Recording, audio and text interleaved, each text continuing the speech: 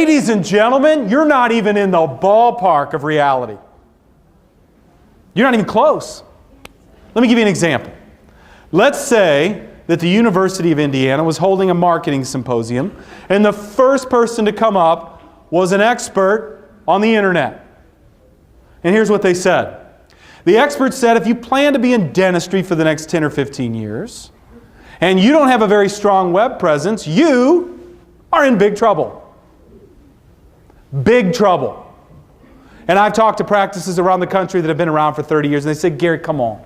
I've had a practice for 30 years. I got all kinds of patients. I don't need a website. I got them lining up at the door. Well, that's awesome, but are you going to continue to practice when you die? Because if you're not, you have to sell it to somebody.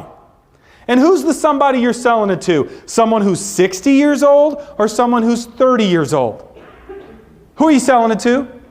Someone out of dental school? What are they going to assume you have? Are they not going to assume it? They might not even find you when they do their search. So even if you have a tremendously successful practice without a website, you still need to think about it for succession planning purposes. Now, why do I say you need to have it? Here's why. Carly, do you have a Yellow Pages at home? Yes. You do. Do you use it? No. How do you look things up? Do you have an internet hooked to your phone? Yes. You do? Gosh, isn't that convenient? And I bet you use it, don't you? To look things up. Did you know that 2 out of every 3 people will use the internet today to find a local business? 2 out of every 3. And the number is climbing. The velocity is climbing. Did you know, ladies and gentlemen, that the idea of Google, just the idea for 2 graduate students at Stanford, only was created in 1995? The idea. The idea. They formed the company in '98. Today it's an over $10 billion a year business. Velocity. I think the internet is working. What do you think?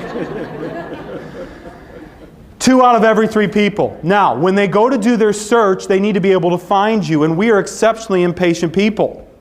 It's just ridiculous. Believe me, if you had dial-up like I did a long time ago, and now you've got high speed, I mean, you just can't even, it's like a half a second, come on. Where when we used to do it, we're like, hang up the phone. Do you remember that? Because you had the hang it up, you're going to mess up my connection. I mean, it's crazy. But we're so impatient today, ladies and gentlemen.